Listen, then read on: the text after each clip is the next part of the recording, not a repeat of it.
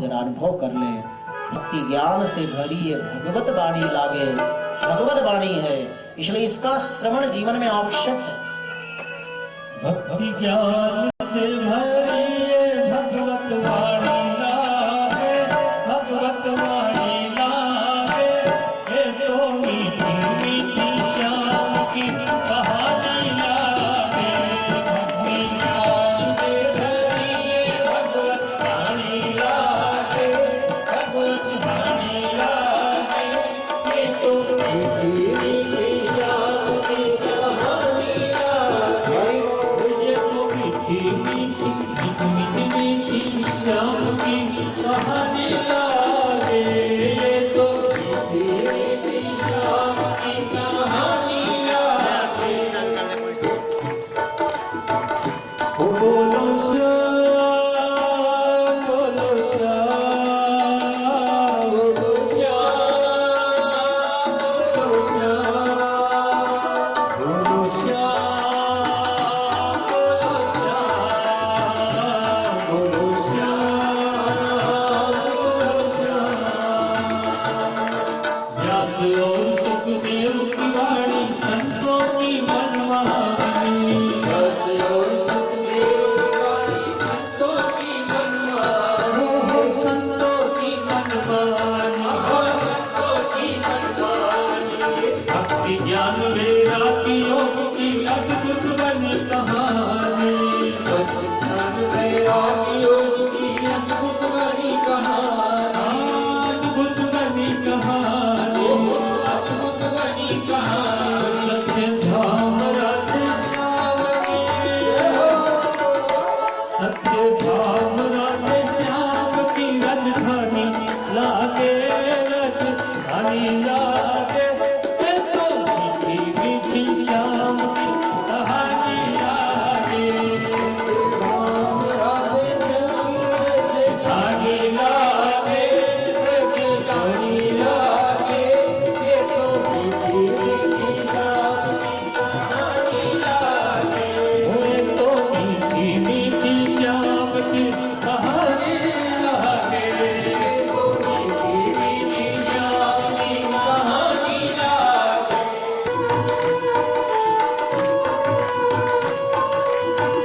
हरि बोल।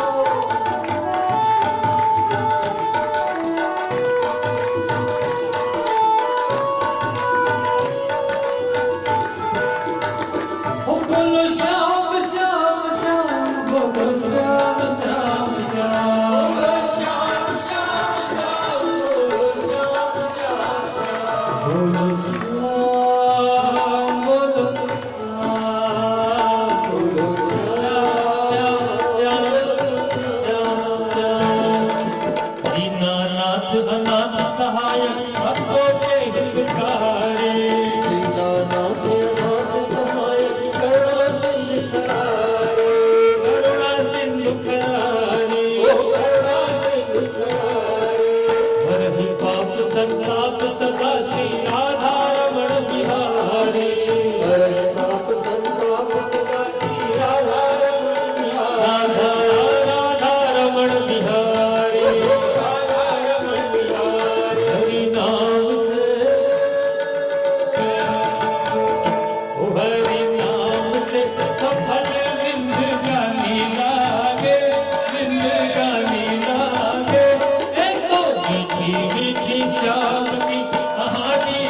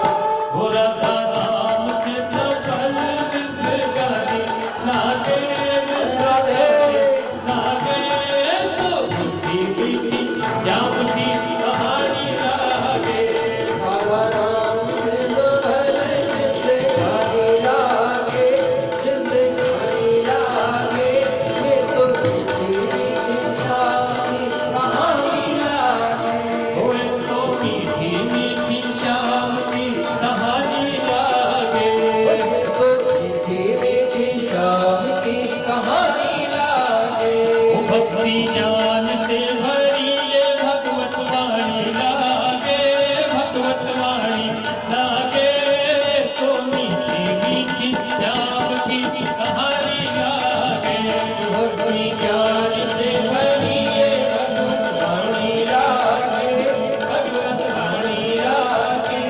ये तो मीठी मीठी श्याम की कहानी लागे। ओ मीठी मीठी मीठी मीठी श्याम की कहानी लागे। भागवती कथा से हमें ज्ञान मिलता है कि जब उस वृषभ से परीक्षित जी ने पूछा कि तुम्हारे पैर किसने काटे हैं, तो उसने उत्तर यह नहीं दिया कि ये फलाने व्यक्ति कली ने मेरे पैर को काटा है। उसने कहा किसी भी सुख दुख में ये 5 कारण बताए जाते हैं, मैं किसका नाम बताऊं कि वह मेरे दुख का कारण है।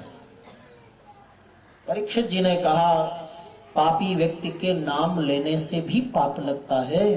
शायद तुम साक्षात धर्मराज हो वृषभ के रूप में, और ये कलयुग है सामने खड़ा, इसी ने तुम्हारे 3 पैर काटे हैं। तुम इस कली का नाम नहीं लेना चाहते कि तुम्हें दोष लगेगा। और ये कोई दूसरी गौ नहीं है, पृथ्वी ही गौ का रूप धारण कर रुदन कर रही है। खड्ग निकाल लिया परीक्षित जी ने, कली को मारने चले। कलयुग बड़ा चतुर है, कब कहां से अंदर आ जाए मालूम नहीं पड़ता। कली परीक्षित जी के चरणों में गिर पड़ा और कहा आपके पूर्वजों का एक प्रतिज्ञा है, संकल्प है, व्रत है, एक नियम है कि जो भी शरण में आ जाए उसका वध नहीं करते। क्या अपने पूर्वजों की इस परंपरा को तोड़ोगे परीक्षित? परीक्षित जी ने कहा नहीं, हम परंपरा को तो नहीं तोड़ते, लेकिन हम तुम्हें आदेश देते हैं कि हमारे राज्य को छोड़कर अन्यत्र चले जाओ। कली ने कहा महाराज आपका राज्य सारी पृथ्वी में है, तो हम कहां त्याग कर जाएंगे? आप ही बता दीजिए हम कहां कहां निवास करें। तो परीक्षित जी ने 4 स्थान बताया। ज्यूतम पानम स्त्रियम सूना यत्रा धर्मस चतुर्विधा। द्यूत माने जहां जुआ खेलते हो, पानम जहां मदिरा पान करते हो, स्त्रियः जहां नारियों पर बुरी दृष्टि डाली जाती हो, और जहां असत्य भाषण किया जाता हो, इन 4 स्थानों पर कली तुम जाकर निवास करो। इसलिए संसार में अपना आत्म कल्याण चाहने वाले व्यक्ति को, अपनी लौकिक हो या पारलौकिक हो, दोनों प्रकार की समृद्धि चाहने वाले को, घर में सुख शांति चाहने वाले को, अपने स्वास्थ्य आदि के लाभ चाहने वाले व्यक्ति को, मान सम्मान पद प्रतिष्ठा लक्ष्य पाने वाले व्यक्ति को इन 4 दोषों से सदा दूर रहना चाहिए। ये 2-4 ऐसे दोष हैं जिनके आने पर सारे दोष अपने आप आ जाते हैं। कली ने कहा महाराज आपके राज्य में 4 दोष है ही नहीं, तो मैं रहूं कैसे? एक स्थान मुझे मेरी इच्छा से दे दो। कली चतुर है ना, स्वर्ण में मुझे वास दे दो। कली ने सोचा ये राजा है, मुकुट पहना है स्वर्ण का, इसके अंदर बैठ जाऊंगा तो सारी प्रजा पर मेरा अधिकार हो जाएगा। परीक्षित ने भूल से कह दिया ठीक है बैठ जाओ, स्वर्ण में भी निवास करो। तब तो कली आया और परीक्षित के ही मुकुट में बैठ गया, मन में बैठ गया। उस कली के प्रभाव से जब परीक्षित आगे चले तो समीक ऋषि का आश्रम था जो समाधि में बैठे थे, उनसे जल की याचना किया परीक्षित ने। समाधि में बैठे थे, ध्यान नहीं हुआ ऋषि को, और इन्होंने